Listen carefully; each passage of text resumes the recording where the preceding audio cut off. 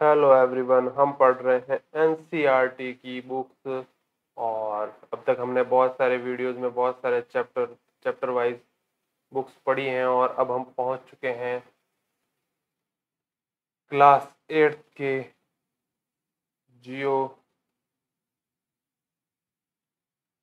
Geography की book के 5th chapter में, जिसका नाम है उद्योग। इसको हम पढ़ना शुरू करते हैं। क्या आपने कभी यह विचार किया है कि लिखने की अभ्यास पुस्तिका को आप इस्तेमाल में लाते हैं? यह विनिर्माण की लंबी प्रक्रिया के बाद आपके पास पहुंचती है। आपके जीवन की शुरुआत वृक्ष से होती है।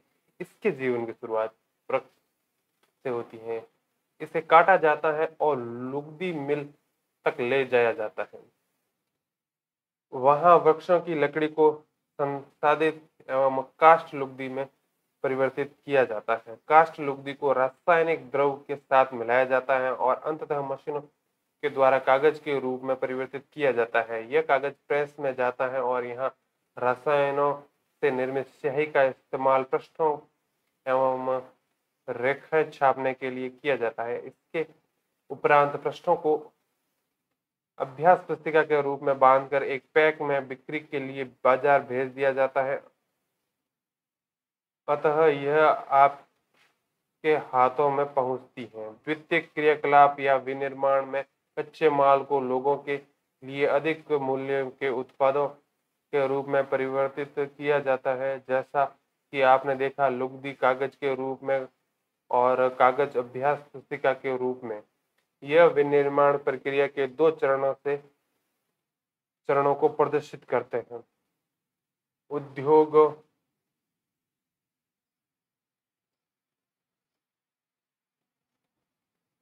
उद्योग का संबंध आर्थिक गतिविधि से है, जो कि वस्तुओं के उत्पादन, खनिजों से निष्कर्षण अथवा सेवाओं के लिए व्यवसाय संबंधित है। इस प्रकार लोहा और इस्पात उद्योग वस्तुओं के उत्पादन से संबंधित है। कोयला खनन उद्योग कोयले के धरती से निकलने संबंधित है तथा पर्यटन सेवा देने से संबंधित उद्योग है। उद्योगों का वर्गीकरण कच्चा माल, आकार और स्वामित्व के आधार पर किया जा सकता है। कच्चा माल के उपयोग के आधार पर उद्योग कृषि आधारित, खनिज आधारित, समुद्र आधारित और वन आधारित हो सकते हैं। फिर है कृषि आधारित उद्योग। कच्चे माल के रूप में वनस्पति और जंतु आधारित उत्पादों का उपयोग करते हैं। खाद्य संसाधन, वनस्पति तेल, सूती वस्त्र, डेयरी उत्पाद और चर्म उद्योग कृषि के आधारित उद्योगों के उदाहरण हैं। आधारित उद्योग प्राकृतिक उद्योग हैं, जो खनिज वयस्कों का उदाहरण उपयोग कच्चे माल के रूप में करते हैं। यह उद्योगों के उत्पाद अन्य उद्योगों का पोषण करते हैं। अयस्क में निर्मित लोहा अयस्क आधारित उद्योगों का उत्पादन है। ये कई अन्य उत्पादों के विनिर्माण के लिए कच्चे माल के रूप में प्रयुक्त किया जाता है, जैसे भारी मशीनें, भवन निर्माण सामग्री तथा रेल के डिब्बे बनाने में। समुद्र आधारित उद्योग रसायनों और महासागरों से प्राप्त उत्पादों का उपयोग कच्चे माल के रूप में करते हैं। समुद्री खाद्य प्रसंस्करण और उद्योगों और मत्स्य तेल निर्माण इसके कुछ उदाहरण हैं। वन आधारित उद्योग वनों के उत्पाद से प्राप्त उत्पादन का उपयोग कच्चे माल के रूप में करते हैं। लुगदी एवं कागज, औषध, रसायन, फर्नीचर और भवन निर्माण वनों से संबंधित उद्योग है। आकार। उद्योग के आकार का तात्पर्य निवेश की गई पूंजी की राशि, नियोजित लोगों की संख्या और उत्पादन की मात्रा से है। आकार के आधार पर उद्योगों के दो भागों में बांटा जा सकता है: लघु आकार के उद्योग और वृहद आकार के उद्योग। कुटीर एवं घरेलू उद्योग छोटे पैमाने के उद्योग हैं, जिसमें दस्तकारों के द्वारा उत्पादों का निर्माण हाथ से होता है। कटोरी बुनना, मिट्टी के बर्तन और अन्य हस्त निर्मित वस्तुएं कुटीर उद्योगों के उदाहरण हैं। बड़े पैमाने के उद्योग की बड़ी मात्रा में वस्तुओं का उत्पादन करते हैं। इसकी तुलना में छोटे पैमाने के उद्योग कम पूंजी व औद्योगिक का प्रयोग करते हैं। बड़े पैमाने के उद्योग में पूंजी का निवेश अधिक और प्रयुक्त प्रौद्योगिकी उच्च स्तरीय होते हैं। रेशम बुनाई और खाद्य प्रकरण उद्योग लघु पैमानों के उद्योग हैं।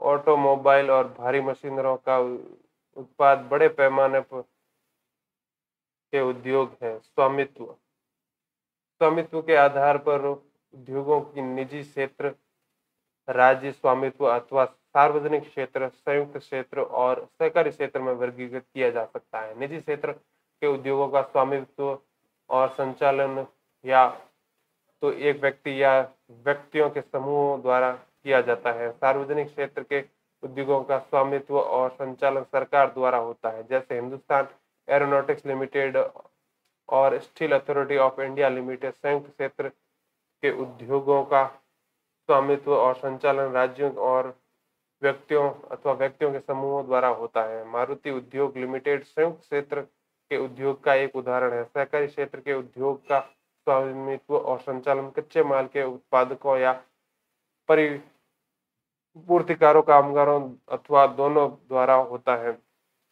आनंद मिल्क यूनियन लिमिटेड एवं सुधा डेयरी कार्यक्रम उपक्रम के उत्तम उदाहरण हैं।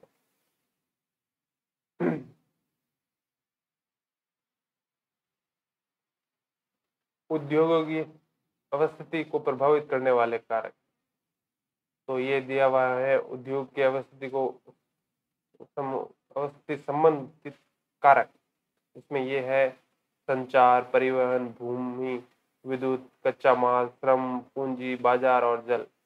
वे कारक जो उद्योगों की अवस्थिति को प्रभावित करते हैं: कच्चे माल की उपलब्धता, भूमि, जल, श्रम, कृषि, पूंजी, परिवहन और बाजार।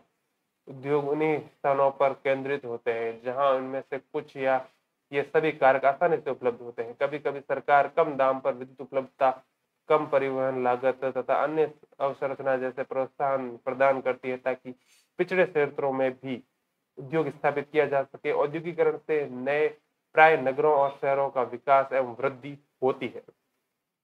औद्योगिक तंत्र में निवेश प्रक्रम और निर्गत शामिल है। निवेश के कच्चे माल, श्रम और भूमि की लागत, जल की उपलब्धता, परिवहन, विद्युत और अन्य अवसंरचनाएं शामिल हैं। प्रक्रम के कई तरह के क्रियाकलाप शामिल हैं जो कच्चे माल को परिष्कृत माल के में परिवर्तित करते हैं। अन्य अंतिम उत्पाद और इनसे अर्जित आय है। सूती वस्त्र उद्योग के संदर्भ में कपास, मानव श्रम, कारखाना और परिवहन लागत निवेश हो सकते हैं।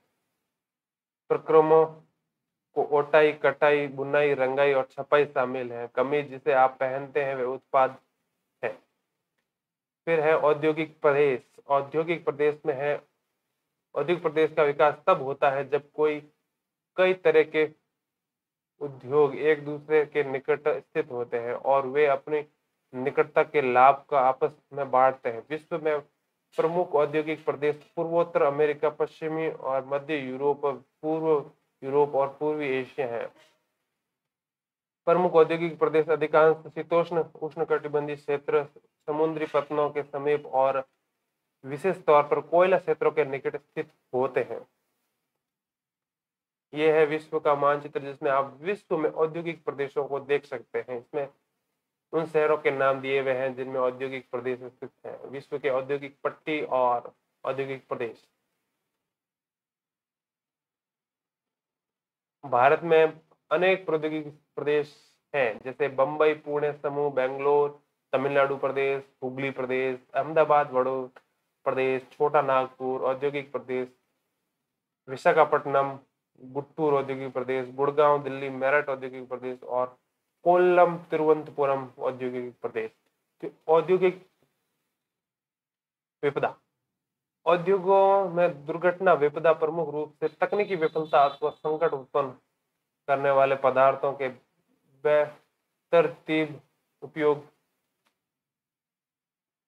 से घटित होती हैं। भोपाल में 3 दिसंबर 1984 को लगभग रात के जो 12 बजते हैं मतलब 00:30 बजे घटित अब तक की सबसे त्रासदीपूर्ण औद्योगिक दुर्घटना है। यह एक प्रौद्योगिक दुर्घटना थी जिसमें यूनियन कार्बाइड के कीटनाशक कारखानों में से हाइड्रोजन साइनाइड तथा प्रतिक्रियाशील उत्पादों के साथ साथ अत्यंत विषैली मिथाइल आइसोसाइनाइड SiC गैस का रिसाव हुआ था। 1989 में सरकारी सूचना के अनुसार 35,598 व्यक्तियों की मृत्यु हो गई थी। हजारों लोग जो बच गए वो आज भी एक या अधिक बीमारियों जैसे अंधापन, प्रतिरक्षा तंत्र विकृति, आंत्रशोथ विकृतियों आदि से पीड़ित हैं। 23 दिसंबर 2005 में चीन के गायो कायोचोंगिंग में गैस कूप विस्फोट में 243 लोगों की मृत्यु तथा 9,000 लोग दुर्घटनाग्रस्त हो गए थे और इन स्थानों से 64,000 लोगों को विस्थापित किया गया था। कई लोग विस्फोट के बाद न भाग सके और इस कारण मर गए। वे जो समय पर भाग पाए उनकी आंखें, त्वचा और फेफड़े गैस से क्षतिग्रस्त हो गए थे। जोखिम कम करने के उपाय: घने बसे आवासीय क्षेत्रों को औद्योगिक क्षेत्रों से दूर अलग स्थान पर बनाना जाना चाहिए। औद्योगिक के समीप बसने वाले लोगों को दुर्घटना होने की स्थिति में विषैले या खतरनाक पदार्थों के संग्रहण और उनके संभव प्रभावों का ज्ञान होना चाहिए। आग की चेतना और अग्निशमन की व्यवस्था को उन्नत किया जाना चाहिए। विषैले पदार्थ के भंडारण क्षमता की सीमा होनी चाहिए। उद्योगों में प्रदूषण नियंत्रण के उपाय को उन्नत किया जाना चाहिए।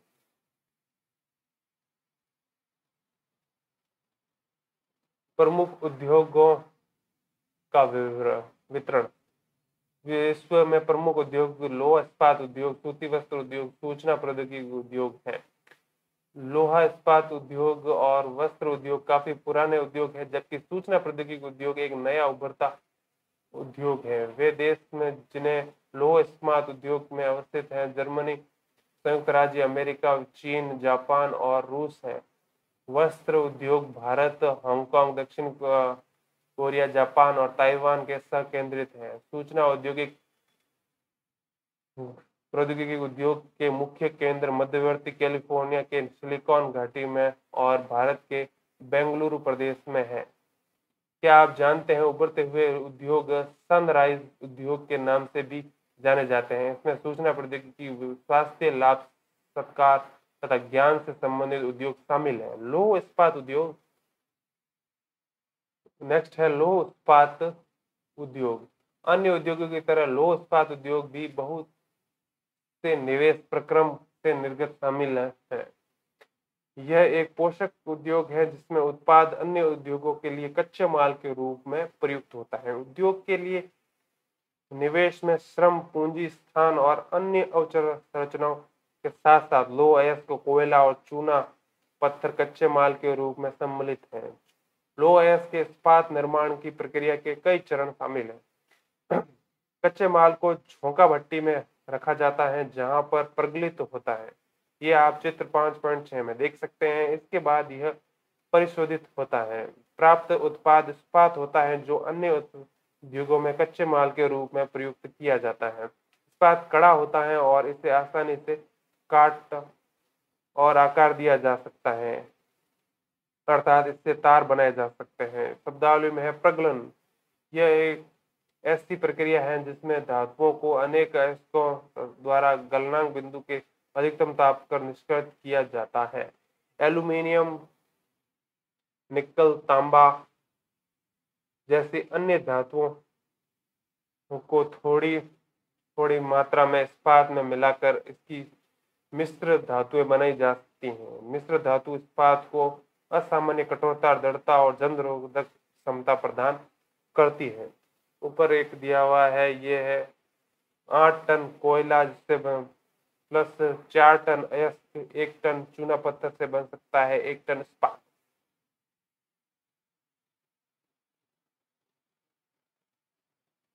ये है झोंका भट्टी। झोंका भट्टी में लौह अयस्क से से इस्पात तक। इसमें दिया हुआ है ये है लो अयस्क ऊपर से डाला जाता है, इस मशीन के क्रेन के द्वारा चूना पत्थर और कोक डाला जाता है। ये है झोंका भट्टी, इसके अंदर गर्म वायु यहाँ से प्रवेश करती है और ये दो निकाल होते हैं जिसमें ये नीचे भरे हुए में नीचे प्रज्वलित लोहा हो जाता है और ऊपर की तरफ धातु मल हो जाता है, जो ऊपर की तरफ से निकाल दिया जाता है और प्रज्वलित लोहा यहाँ से यहाँ इकट्ठा किया जाता है। इस्पात प्राय आधुनिक उद्योगों का मेरुदंड कहलाता है। लगभग सारी वस्तुएं जिनका हम लोग उपयोग करते हैं वे या तो लोहा या इस्पात से बनी होती हैं अथवा इन धातुओं से निर्मित औजारों और मशीनों से बने हैं।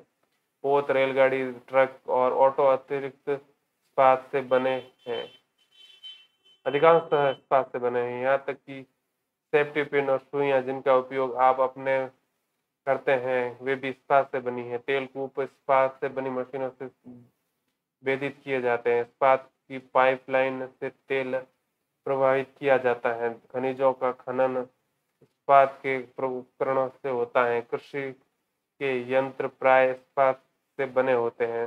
विशाल भवनों का ढांचा इस्पात का बनाया जाता है। 1800 ईस्वी के पूर्व इस्पात उद्योग वहां स्थित थे जहां कच्चा माल, विद्युत आपूर्ति और बहता जल आसानी से उपलब्ध थे।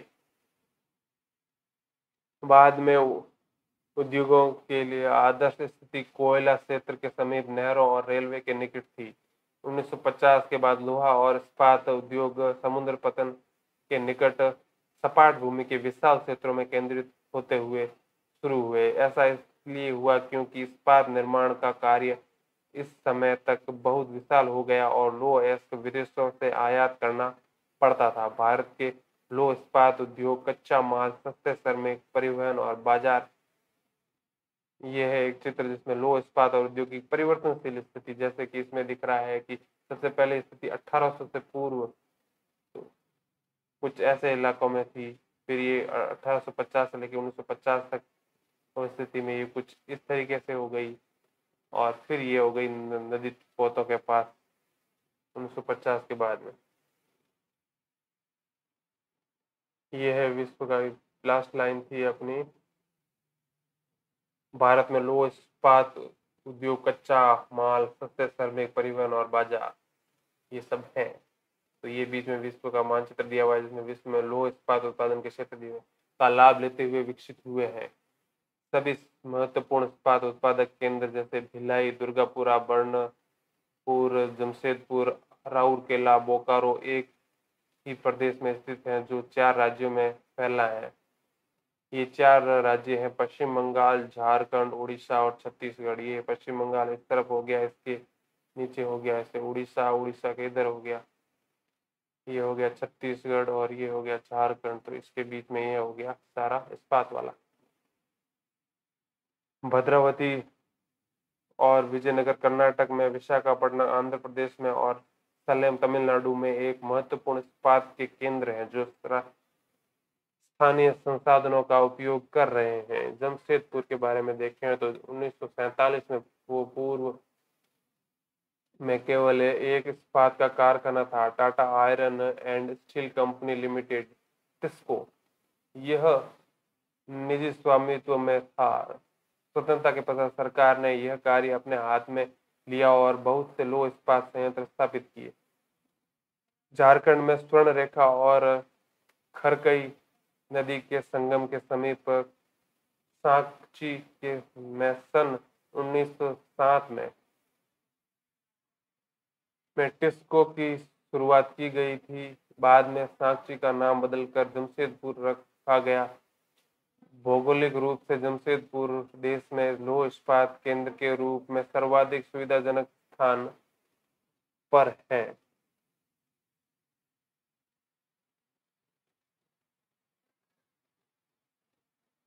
ये है किसका रेखा चित्र, ये है जमशेदपुर में लौह इस्पात उद्योग की अवस्थिति, जिसमें ये लौह इस्पात टाटा इस्पात कार्य यहाँ होता है। बाकी सारी चीजें जो भी दिखी हुई है इसके आसपास विकसित हुई और ये खुद है जो इसके पास है ट्रेन की पटरी निकल रही है तो कि परिवहन का साधन है और आसपास में इसकी वजह से इतनी सारी चीजें विकसित हुई। सांची को कई कारणों से इस्पात संयंत्र स्थापित करने के लिए चुना गया। यह स्थान बंगाल नागपुर रेल मार्ग पर कालीमाटी स्टेशन से मात्र 32 किलोमीटर की दूरी पर है। यह स्थान लो अयस्क कोयला और मैग्नीज निक्षेप के साथ साथ कोलकाता के निकट भी था, जहां विशाल बाजार उपलब्ध था। टिस्को को झरिया कोयला क्षेत्रों में कोयला और ओडिशा तथा छत्तीसगढ़ में लो अयस्क चूना पत्थर डोलोमाइट और मैग्नीज प्राप्त होता है। खरकई और स्वर्णरेखा नदियों के से प्राप्त जल की आपूर्ति होती है। सरकारी प्रोत्साहन से इसे पर्याप्त पूंजी उपलब्ध हुई। जमशेदपुर में टिस्को की स्थापना के बाद कई अन्य प्रौद्योगिक संयंत्र स्थापित किए गए। इसमें रसायन, खनिज, इंजनों के पुर्जे, कृषि उपकरण, मशीनें, टिन की चादरें, केबल और तार का उत्पादन किया जाता है। भारत में लौह इस्पात उद्योग के विकास से त्वरित औद्योगिक विकास आरंभ हुआ। भारतीय उद्योगों के लगभग सभी क्षेत्र अधिकांशतः अपने आधारभूत अवसंरचना के लिए लौह इस्पात उद्योग पर निर्भर है। भारतीय लौह इस्पात उद्योग में वृहद समकालीन इस्पात संयंत्रों के साथ साथ लघु इस्पात मिल भी सम्मिलित है। इससे द्वितीयक उत्पादक रोलिंग मिल और सहायक उद्योग भी शामिल है। फिर है पीटर्सबर्ग। पीटर्सबर्ग एक जगह है, संयुक्त राज्य अमेरिका का एक महत्वपूर्ण इस्पात नगर है। पीटर्सबर्ग में इस्पात उद्योग को स्थानीय सुविधाएं उपलब्ध है। कच्चा माल जैसे कोयला पीटर्सबर्ग में ही उपलब्ध है, जबकि लो अयस्क मिनेसोटा की लोहे की खानों से प्राप्त होता है, जो पीटर्सबर्ग में लगभग 1500 किमी दूर है। इन खानों और पीटर्सबर्ग के बीच नौ परिवहन का सर्वोत्तम मार्ग ग्रेट लेक्स जलमार्ग आता है। यह अयस्क के नौ परिवहन हेतु सस्ता मार्ग है। ग्रेट लेक्स में पीटर्सबर्ग क्षेत्र एवं लो अयस्क रेलगाड़ियों द्वारा लाया जाता है। ओहियो, मोनोग्लेहा और एलंगिया नदी के से पर्याप्त जल प्राप्त होता है। आज पीटर्सबर्ग में बहुत कम बड़ी इस्पात मिल है। वे मिल पीटर्सबर्ग के अन्य मोनोग्लेहा और एल्गनी नदी की घाटियों में तथा पीटर्सबर्ग के नीचे ओहियो नदी के सहारे स्थित है। परिष्कृत इस्पात स्थल और जल दोनों मार्गों द्वारा बाजार में भेजा जाता है। क्या आप जानते हैं ग्रेट लेक्स का नाम सुपीरियर, हाइरूंस, ओंटारियो, मिशिगन और इरी है। इन पांचों झीलों में ये सुपीरियर लेक सबसे बड़ी है और अन्य की तुलना में उच्च ऊर्ध्वाधर प्रवाह का स्थित है। पीटर्सबर्ग में क्षेत्र इस्पात मिलों के अतिरिक्त कई अन्य कारखाने हैं। ये रेल पटरी उपकरण और भारी मशीनों के उत्पाद से इस्पात का उपयोग कच्चे माल के रूप में करते हैं। फिर है सूती वस्त्र उद्योग। धागे के से कपड़े बनाने का एक प्राचीन कला है। कपास, ऊन, सिल्क, जूट और पटसन का प्रयोग वस्त्र निर्माण में होता है। उपयोग के में लाए गए कच्चे माल के आधार पर वस्त्र उद्योगों का निर्माण किया जा सकता है। रेशे वस्त्र उद्योग के कच्चे माल हैं। ऐसे रेशे प्राकृतिक एवं मानव निर्मित हो सकते हैं। प्राकृतिक रेशे ऊन, सिल्क, कपास, लिनन और जूट से प्राप्त किए जाते हैं। मानव निर्मित रेशे नायलॉन, पॉलिस्टर, एक्रिलिक, रेयान शामिल है। शब्द उत्पत्ति में है। शब्द टेक्सटाइल लैटिन के टेक्सियरे से उत्पन्न है, जिसका अर्थ है बुनना। सूती वस्त्र उद्योग विश्व में प्राचीन उद्योगों में से एक है। 18वीं सदी के औद्योगिक क्रांति तक सूती वस्त्र हस्तकताई तकनीकों एवं हथकरघों से बनाए जाते थे। 18वीं सदी में पावरलूम ने पहले ब्रिटेन में और बाद में विश्व के अन्य दूसरे भागों में सूती वस्त्र उद्योग के विकास को आगे बढ़ाया। आज भारत, चीन, जापान और संयुक्त राज्य अमेरिका सूती वस्त्र के महत्वपूर्ण उत्पादक है। भारत में अति उत्तम गुणवत्ता के सूती वस्त्र उत्पादन के लिए गौरवपूर्ण परंपरा रही है। ब्रिटिश शासन के पूर्व हाथ के कत्थे और हाथ के बुने हुए वस्त्रों का एक विस्तृत भारतीय बाजार था। ढाका का मलमल, मसलिनपट्टनम की छींट, कालीकट के कैलिको तथा बहरमपुर,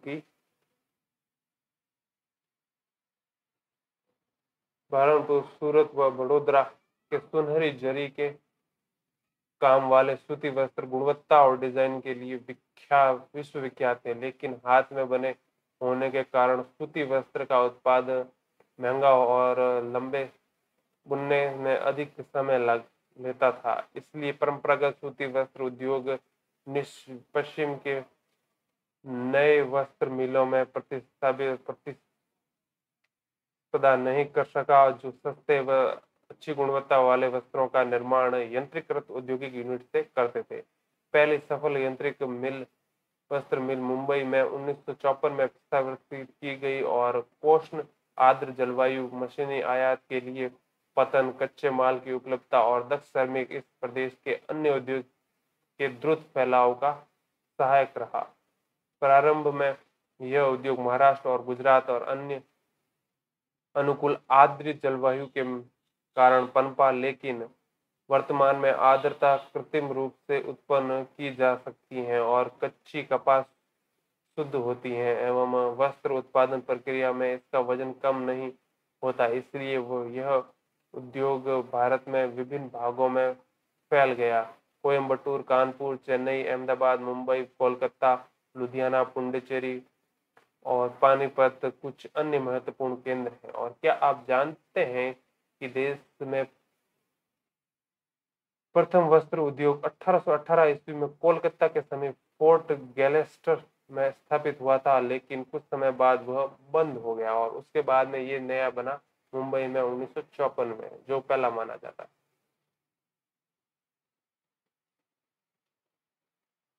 फिर है अहमदाबाद। अहमदाबाद में गुजरात में साबरमती के तट पर स्थित 1859 में यहाँ पहली सूती मिल स्थापित की गई। यह यहाँ शीघ्र ही मुंबई के बाद भारत का दूसरा सबसे बड़ा वस्त्र निर्माता नगर बन गया।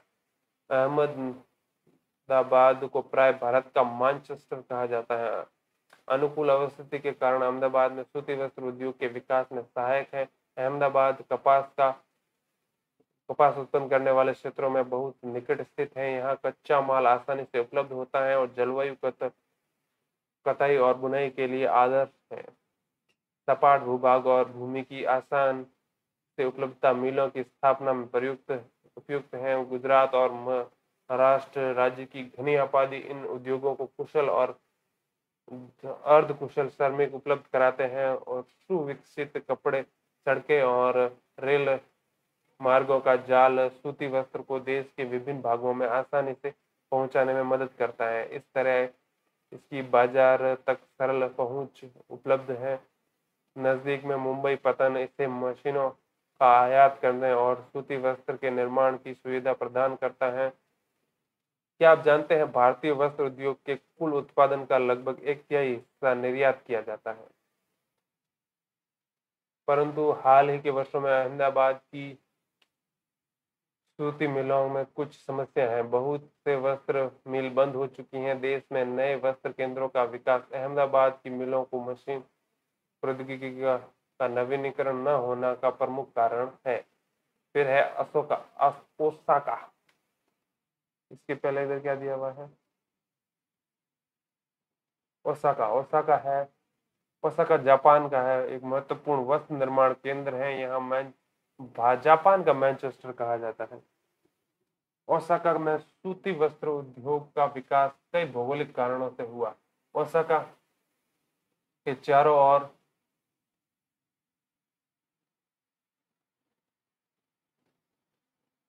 चारों ओर विस्तृत मैदान सूती वस्त्र मिलों के विकास के लिए आसानी से भूमि की उपलब्धता सुनिश्चित करता है। पोषण आर्द्र जलवायु कताई वह बुनाई के लिए बहुत ही उपयुक्त है। योडो नदी मिलों के लिए पर्याप्त जल उपलब्ध कराती है। श्रमिक आसानी से उपलब्ध है। पतन की अवस्थिति कच्चे माल कपास को आयात करने और वस्त्रों के निर्यात की सुविधा उपलब्ध कराती है। ओसाका का वस्त्र उद्योग पूर्णतः आयातित कच्चे मालों के ऊपर निर्भर है। कपास मिस्र, भारत, चीन और यूएसए के आयात की जाती है। परिष्कृत उत्पाद अधिकांशतः निर्यात किया जाता है। उच्च गुणवत्ता और कम मूल्य की वजह से इसका एक अच्छा बाजार है। यद्यपि देश का यह एक महत्वपूर्ण उद्योग है, लेकिन हाल ही में ओसाका में सूती वस्त्र उद्योग का स्थान अन्य उद्योग जैसे लौह इस्पात, मशीनरी, जहाजरानी, ऑटोमोबाइल, विद्युत उपकरण और सीमेंट लेते जा रहे हैं।